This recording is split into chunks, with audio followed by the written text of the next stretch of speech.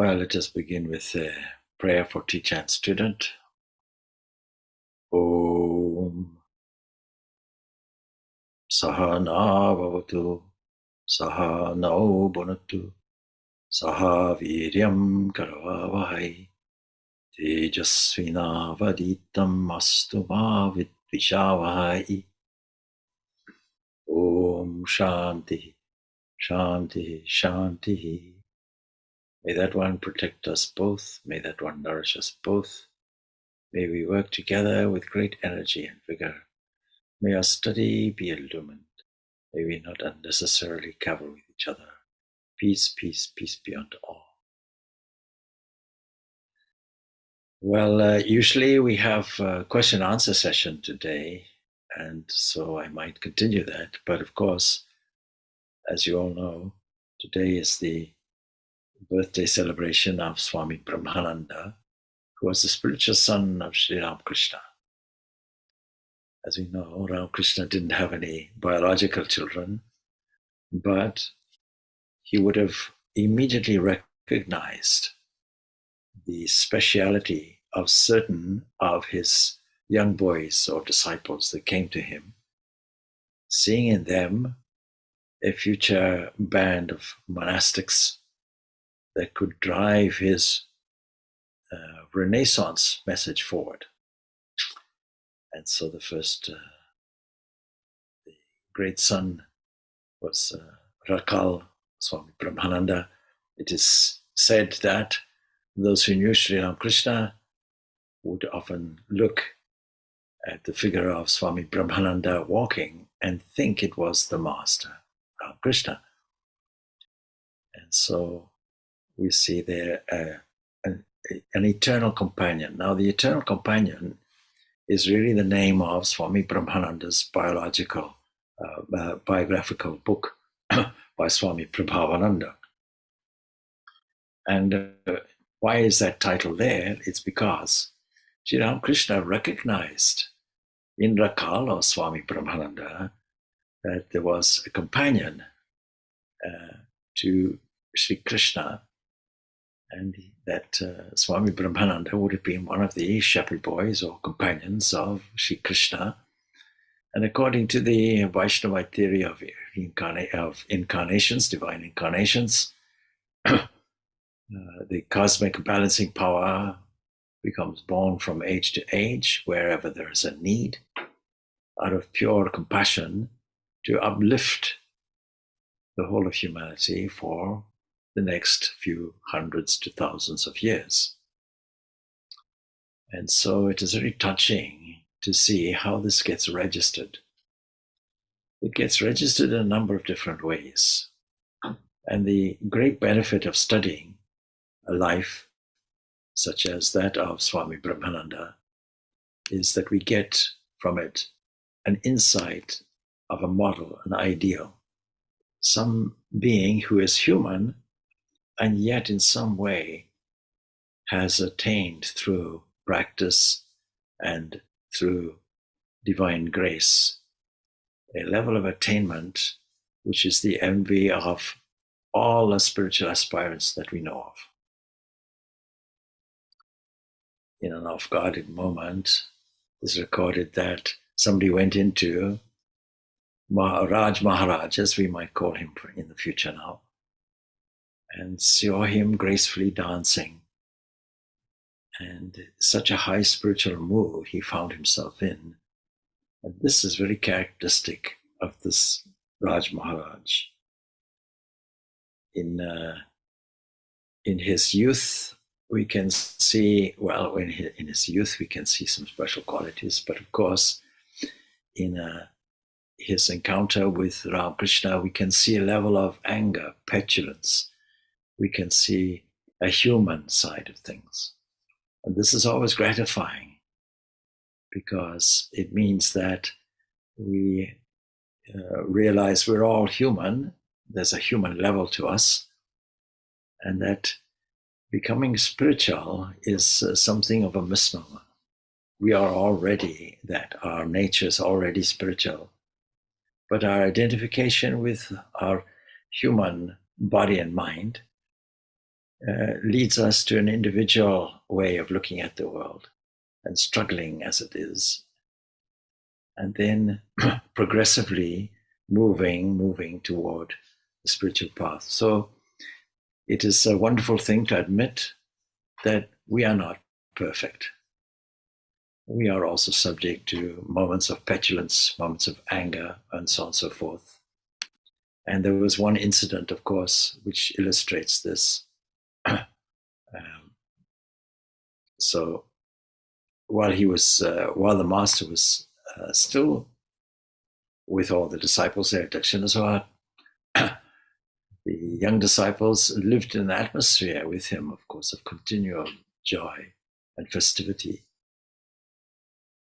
They were walking the path of God naturally, and they registered this as the infinite being, with infinite wisdom, infinite bliss.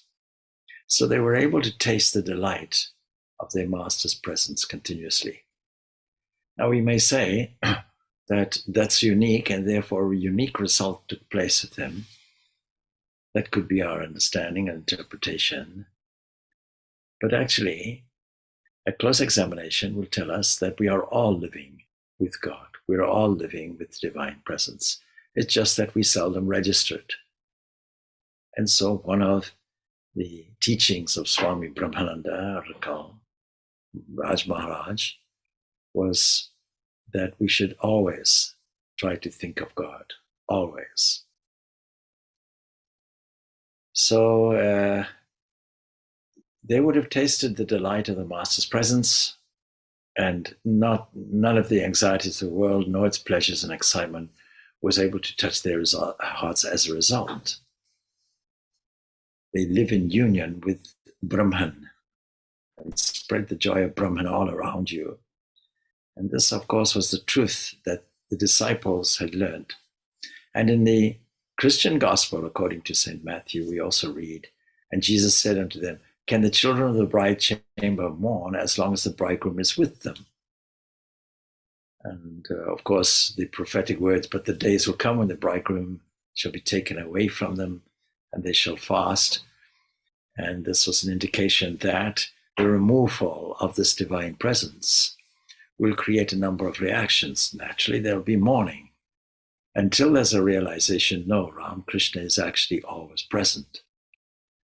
And one of the great statements that Raj Maharaj made toward his end was, Ram Krishna is a living presence. Ram Krishna is alive.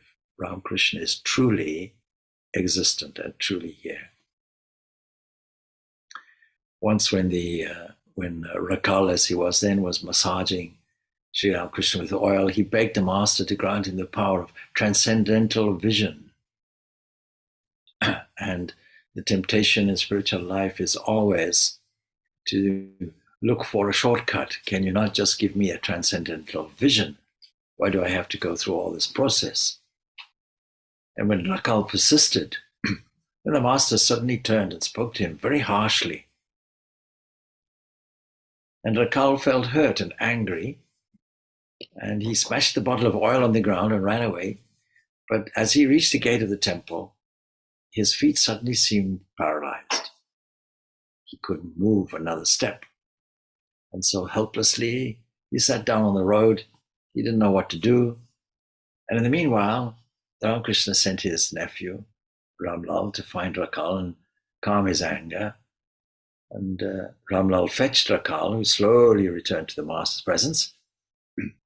And Ramakrishna looked at him smilingly. You see, you couldn't go outside that circle I drew around you. Anyway, of course, Rakal felt ashamed and remained silent. And a few moments later, Ramakrishna went into ecstasy and began to speak to the Divine Mother. Oh, Mother, I know you have given him 1/16th part of your power, and that power in him will benefit all mankind. That's a remarkable statement.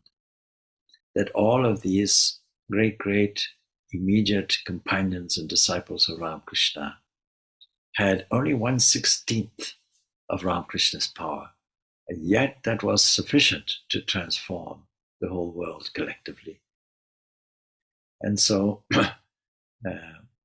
Then, of course, after this, in the same ecstatic mood, he addresses Rakal saying, you are angry with me. Do you know why I made you angry? There was a purpose in it. Medicine acts only after the sore has been opened. And he continues, have faith that God is also with form and can be seen in that way. God is revealed to the man, the person who has controlled his mind. And anyway, a few days later, while massaging his master's feet, Rakal suddenly lost his external senses and was transported into the transcendental realm that he'd been asking for, something he had longed to experience. And in later years, of course, Sri Ramakrishna used to point out the exact spot in the room where Rakal went into samadhi for the first time. There's a great temptation we all have that says, that's okay in the past. These remarkable things happened in the past. The fortune that there was such an elevated Paramahansa as Sri Ramakrishna present, naturally bathing in his presence, being able to massage his feet, being close to him, was a great, great opportunity for transformation, which you might interpret as not being available to us. But these great souls assure us, no, this divine presence is actually here and now. It's not an accident that you came to meet, as it were, these remarkable personalities. So one thing it shows is this human side of Rakal, as he was then, naturally just a boy, and the master's reaction of handling him, and ultimately, without wishing, you see, if we wish for it, there's a level of anxiety. I want it, I haven't got it.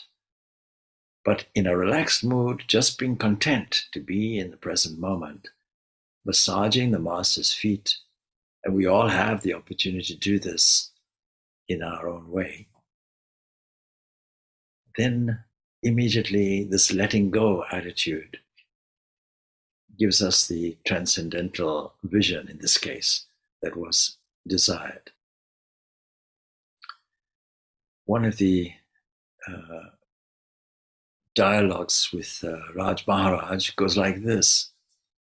He says, do you think I do anything according to my own will?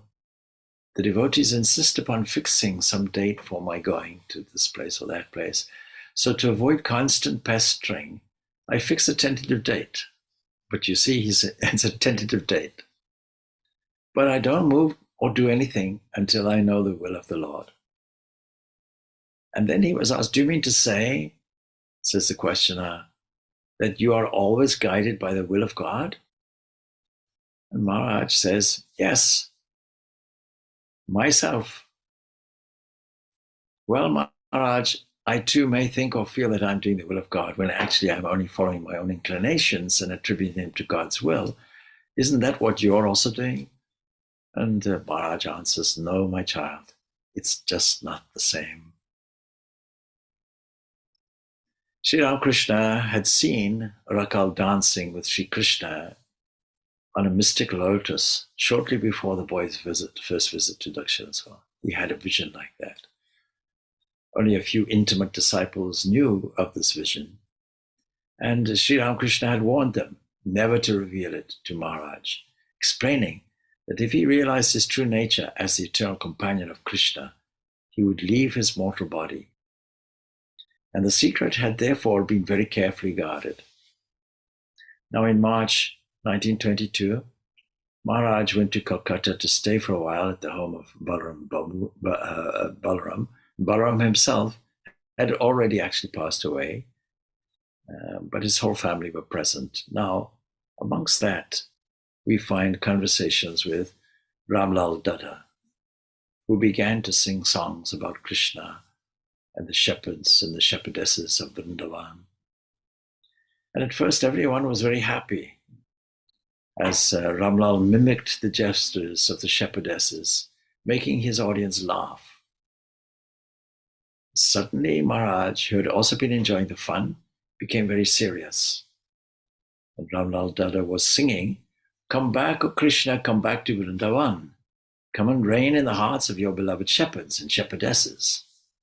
Don't forget that you are a shepherd, shepherd yourself. And at that moment, Maharaj seemed transported to a realm beyond the earth. The joking and laughter stopped. The atmosphere became calm and serene. And it may be that at that moment, possibly, Maharaj got a partial glimpse of his true nature, this eternal companion of the divine, and knew himself to be God's eternal companion. And the events that followed just seemed to point to such a revelation. A few days later, at midnight, Swami Brahmananda, disciple and personal attendant of Maharaj, and if you, those who remember Swami Vimokshananda, Swami Brahmananda was his guru. So he saw his master sitting on his bed in a very earnest mood, and the disciple stood silently before him, waiting for him to speak. And Maharaj looked at him and said, "I woke suddenly and saw Sri Ramakrishna standing just there." And he pointed to a spot in front of a couch, adding, "He didn't speak to me.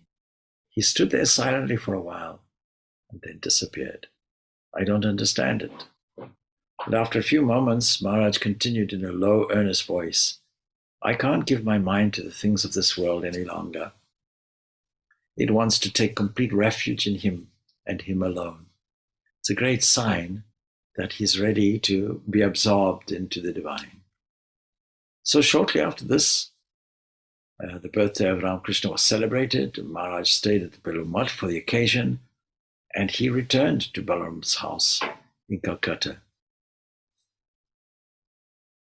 There are times Maharaj had said, when it becomes impossible for me to teach anyone, no matter where I look, I see only God wearing many masks.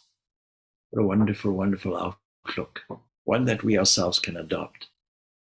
You know, when we do our personality development course, the Enneagram and the Essence of Truth, it's quite clear that we point out that this persona is masks, is a mask. And so we have the opportunity of seeing people as God wearing so many masks. And he questions himself, who am I, the teacher, when I see this? Who is to be taught? How can God teach God? But when my mind comes down again to a lower level, I see the ignorance in man and I try to remove it. It is like going up and down in an elevator, you see, that you can choose, once you know the scope, you can choose to go to the top floor or to come down to the bottom floor, but you're the master of the entire range when you control your own mind. And so Maharaj spent most of his later life, certainly, in a state of high spiritual consciousness, coming down only in order to teach and help us. His awareness of God had become so habitual that he'd experience mystical visions even while conscious of the external world around him. He rarely spoke of these visions. When he did so, it was only to a select few, to his brother Swamis or disciples. Swami Vijnananda, his brother disciple, fellow disciple of Ramakrishna, said of Maharaj and his visions, "The gods and goddesses are not myths. They are real. They are the many aspects of the one Godhead." That's a very important thing to add. Many times Hindus are asked, how many gods and goddesses do you believe in? And they fall into the trap of saying, oh, millions and millions, without qualifying it and saying, but they are only aspects of one Godhead. So this was asserted by Swami Vijnananda, and he states, I know this because Maharaj used to see and talk to them.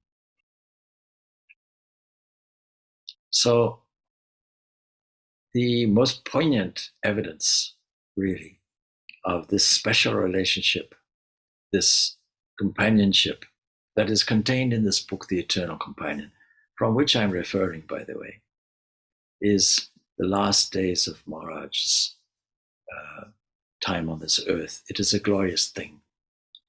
I wrote a kind of song while in conjunction with one of the devotees, and it was called Shepherd Boy. In the ashram, it should be there in a book with a yellow cover, along with a hymn to Vivekananda, O Hero. I haven't seen it there for a long time. I hope somebody revives its presence and that it is referred to, because Shepherd Boy was written to the Irish tune She Moves Through the Fair.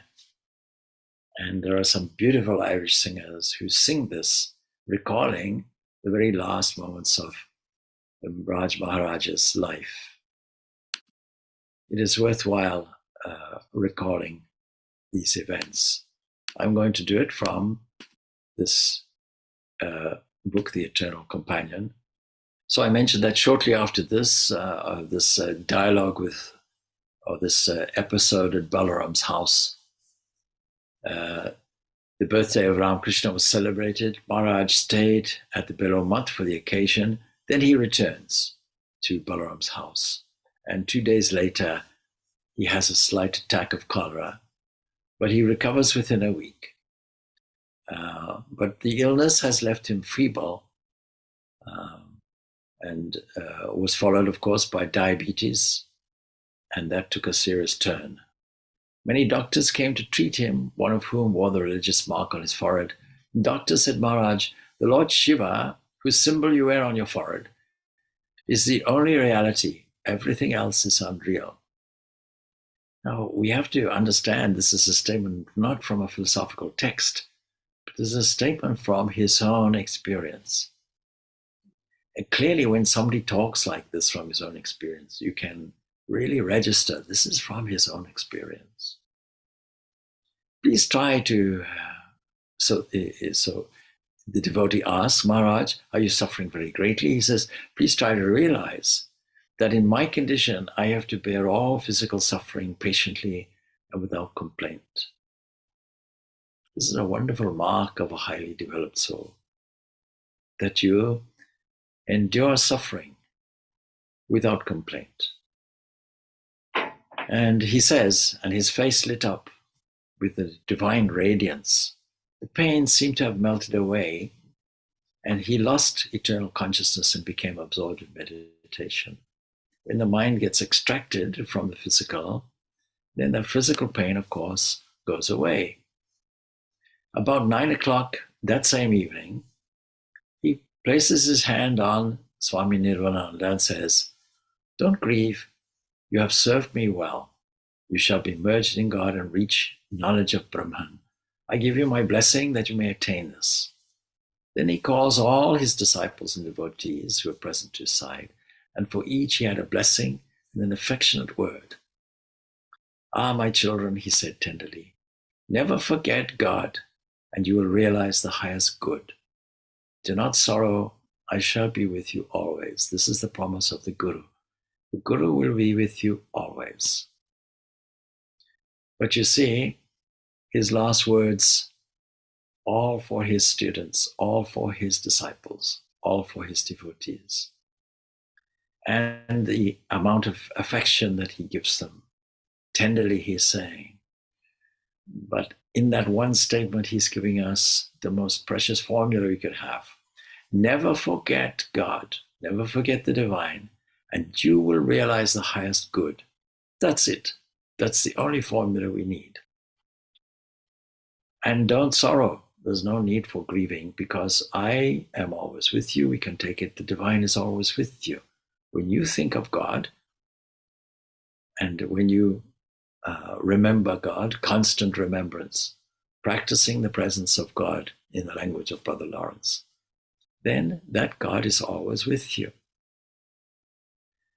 Once more, he became absorbed in his transcendental vision, and after some time had passed, he continued in a sweet, tender voice, I am floating on the leaf of faith and knowledge, on the ocean of Brahman.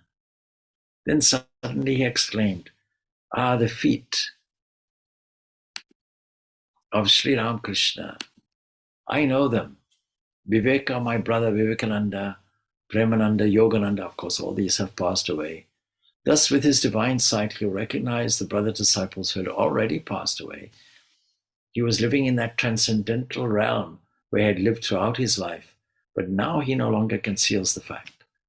And he begins to describe his visions. Ah, murmured softly, the blissful ocean of Brahman. Om, salutations to the Supreme Brahman. Om, salutations to the Supreme Atman. And while speaking of his divine experiences, his throat becomes dry. A disciple offers him a drink, saying, Maharaj, please drink this water. It has lemon in it.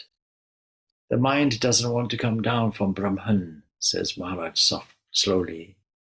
So pour Brahman into Brahman, and like a child, he opens his mouth for the water to be poured into it. Then he turns to his brother disciple, Swami Brahmananda. He says, brother, Sri Ramakrishna is real. His divine incarnation is real. You know, we don't stress this in case we get involved in a kind of theology. But how can we doubt the words of a dying, great dying saint like this, who states from his own experience, empirical experience, absolutely firmly, he says, brother, Sri Ramakrishna is real. Is real. Ramakrishna, having Mahasamadhi some time ago, is real. His divine incarnation is real. And after this, Maharaj was silent for a while. He was deeply absorbed in meditation, and his face wore an expression of great sweetness. The minds of those who were present were so uplifted that they felt no grief whatsoever, only joy and silent calm. And all sense of the world and of death was lost. And suddenly, out of the silence, the voice of Maharaj was heard, and this is developed into this poem, or this song, Shepherd Boy. He says, that inexpressible light, Ram Krishna, the Krishna of my Ram Krishna. I am the shepherd boy. Put anklets on my feet. I want to dance with my Krishna. I want to hold his hand, the little boy Krishna. Krishna, my Krishna, you have come, Krishna, Krishna. Can't you see him? Have you no eyes to see? We say in the song, haven't you eyes to see? Oh, how beautiful, my Krishna, on the lotus, eternal, the sweet one. My play is over now. Look, the child Krishna is caressing me. He's calling me to come away with him. I am coming.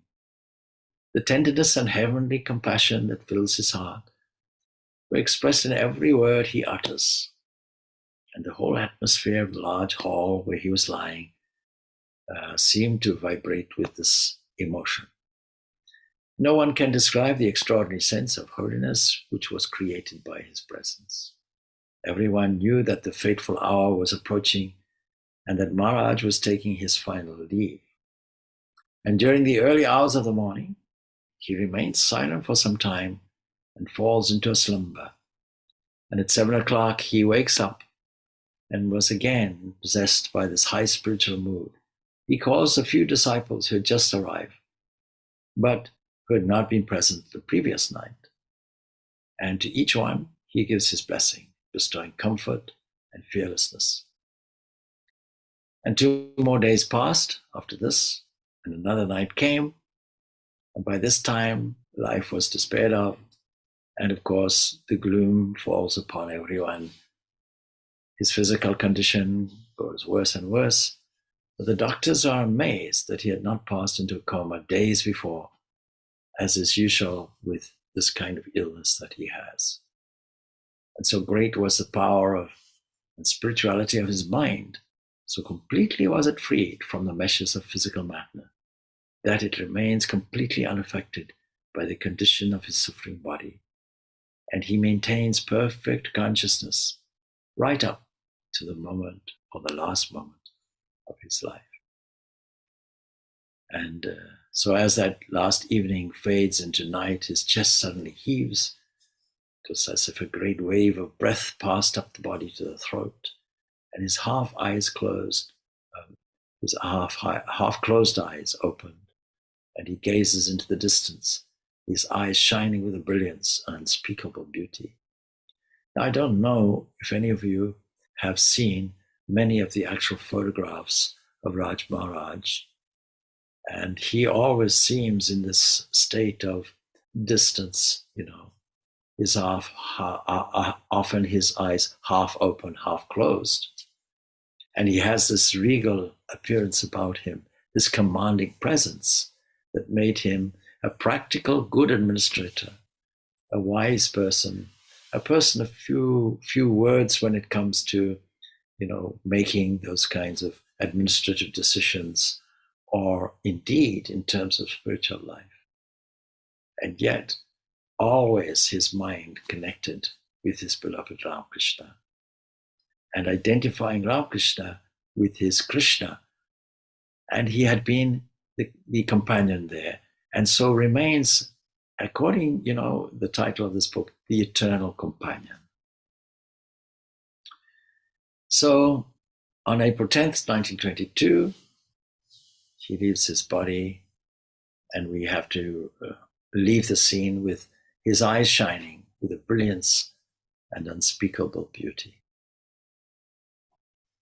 And the words echo, "Don't grieve, I shall be with you always." These were the last words to his disciples.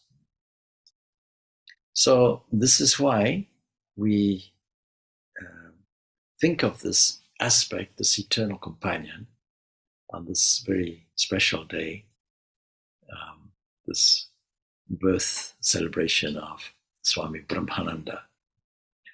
I don't intend to go any further with that, except to read today's poem, which summarizes much of what I have just said. And I can try and bring it up here.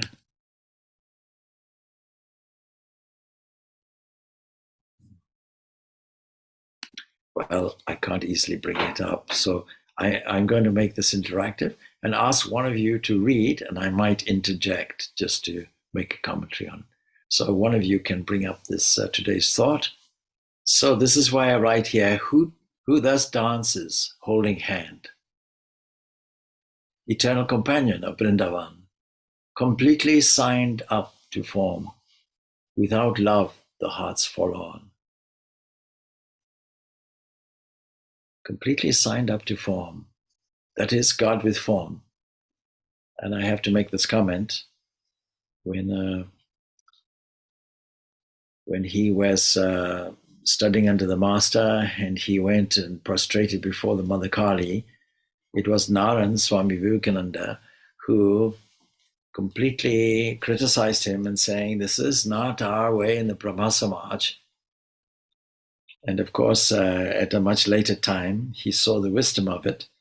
But you see, Swami Brahmananda said, well, if my master can do it, I can surely do it.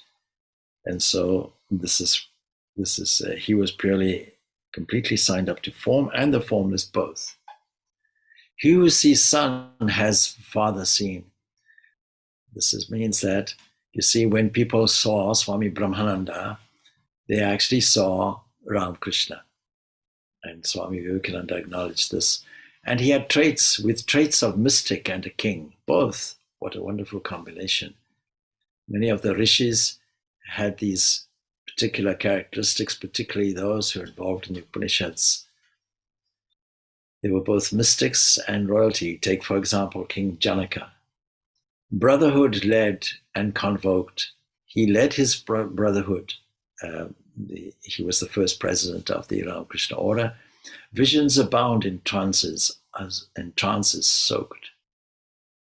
Teaching lessons from mere words will not develop souls forwards, but the living aura of teacher divine transforms mundane to sublime. There's that famous episode where in one of the ashrams there was a difficulty amongst the community there, and Swami Brahmananda, I think, or it was the abbot, said I should expel all of these troublemakers. And Brahmananda said, no, let me come there. And he comes there and he doesn't mention anything to do with any of the controversies. He just insists on one thing: please sit and meditate with me. And Swami Prabhavananda, in his book Brahmananda, of course, was a disciple of Brahmananda. He mentions this incident in connection with the Sermon on the Mount according to Vedanta, under the title, Blessed are the Peacemakers, and mentions this episode, because the whole atmosphere was changed by his sublime presence. On the lotus, eternal sweet one, play nearly over, time nearly done, model life of indelible brightness, child Krishna still does he caress. And the prayer that goes with it, O Lord of play and delight, this world is thy playground. As long as you keep me here, let me be thy unworthy playmate. This could just easily be, of course, a prayer from Raj Maharaj himself. Let me enjoy thy enchanting smile in all faces. Let me hear thy sweet music in every natural note.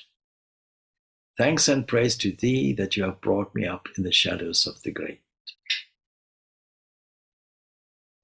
Well, if there are no further questions on that, then we can leave it there. Or any questions on anything, it's okay. What would be good today, though, is, you see, to contemplate this life. And if you have a copy of this book, The Eternal Companion, I recommend it's a good reading. And if you haven't got it, I recommend that you manage to acquire this, because it's a wonderful, inspiring book, because it is the biography, really, of such an enlightened soul whose every action and words are tremendously inspiring. Om Shanti, Shanti, Shanti. Peace, peace, peace be unto all. Thanks. Thank you. Thank you. Thank you, Swamiji. Thank you, Swamiji. Thank you, Swamiji.